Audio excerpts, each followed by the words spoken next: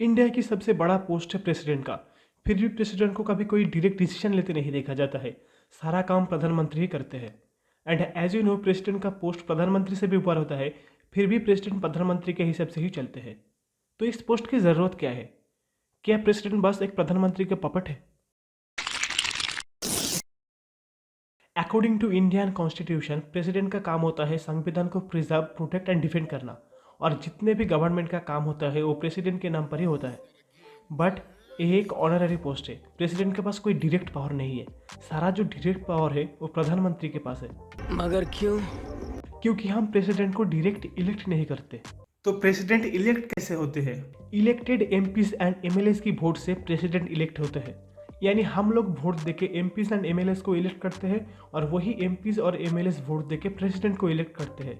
अच्छा, अब बात करते हैं प्रेसिडेंट के पास पावर कौन कौन से है। करो फिर। As I said before, president के पास कोई डायरेक्ट पावर नहीं होते हैं, बट कुछ नॉमिनल पावर होते हैं।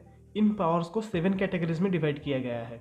Legislative power, executive power, judicial power, financial powers, diplomatic powers, military power and emergency powers. पहले बात करते हैं लेजिस्लेटिव पावर्स के बारे में। कोई भी बिल जो पार्लियामेंट में पास होता है वो कानून तभी बन सकता है जब प्रेसिडेंट अप्रूव करे। इसे थोड़ा सिंप्लीफाई तरीके से समझते हैं। एक बिल पार्लियामेंट में पास होने के बाद प्रेसिडेंट के पास आता है। अगर प्रेसिडेंट अप्रूव कर देता है तो उसे कानून बना दिया जाता है। और अगर प्रेसिडेंट को लगता है कोई चेंज करने की ज़रूरत है तो वो वापस भेज देते हैं चेंज करने के लिए।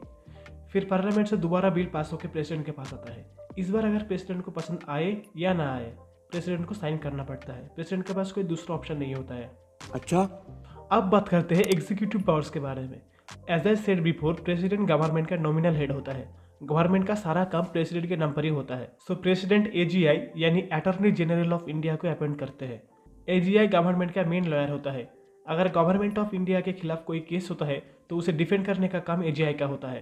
एजीआई के अलावा प्रेसिडेंट सीएजी यानी कंट्रोलर ऑडिटर जनरल को अपॉइंट करते हैं। सीएजी का काम होता है सरकार जो पैसा खर्च रही है वो सही जगह पे खर्च रही है कि नहीं वो ऑडिट करना। इसके अलावा president chief election commissioner, UPSC member, finance commission member and state governor को अपॉइंट करते हैं। थर्ड है जुडिशियल पावर।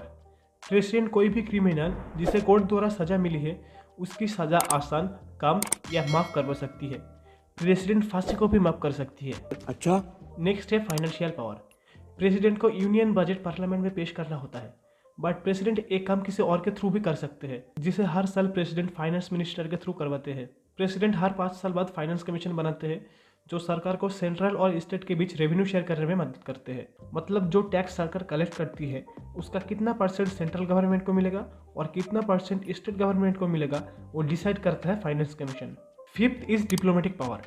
इंडिया किसी और कंट्री के साथ कोई भी एग्रीमेंट नेगोशिएट या साइन करती है तो प्रेसिडेंट के बिहाफ पे किया जाता है, बट उसका अप्रूवल पार्लियामेंट से लिया जाता है। सही बात है। Next is military power. President हमारे देश के फोर्सेस के सुप्रीम कमांडर है। प्रेसिडेंट इंडियन डिफेंस की 3 organs army, navy and air forces की चीफ्स को अपॉइंट करते हैं। प्रेसिडेंट ही किसी और देश के अगेंस्ट वॉर डिक्लेयर कर सकते हैं। ओके। प्रेसिडेंट के पास इन सारे पावर्स के अलावा कुछ एक्स्ट्राऑर्डिनरी पावर्स भी होते हैं जो प्रेसिडेंट इमरजेंसी के टाइम यूज़ कर सकते हैं। 3 टाइप ऑफ इमरजेंसी होते हैं: national emergency, president rule, financial emergency. National emergency 2 cases में लगाया जाता है। पहला, अगर किसी देश के अगेंस्ट वॉर डिक्लेयर हो जाता है तब नेशनल इमरजेंसी लगता है। और दूसरा, अगर देश के अंदर ही कोई रेबेलियन ग्रुप देश को इंटरनल डैमेज करता है तब नेशनल इमरजेंसी लगता है। प्रेसिडेंट रूल किसी स्टेट में तब लगता है जब उस स्टेट की गवर्नर को लगता है उस स्टेट की लेजिस्लेटिव मशीनरी फेल हो गई है। एंड फाइनेंशियल इमरजेंसी तब लगता है जब देश की फाइनेंशियल कंडीशन बहुत खराब हो जाती है या फिर इकोनॉमी बुरी तरह से क्रैश कर जाती है। इस तरह की इमरजेंसी लागू होने के बाद 2 महीने के अंदर पार्लियामेंट से अप्रूवल लेना होता है, अदरवाइज वो इमरजेंसी खारिज हो जाता है। ओके। आपने नोटिस किया होगा प्रेसिडेंट को कोई भी डिसीजन लेने के लिए पार्लियामेंट का अप्रूवल लेना होता है।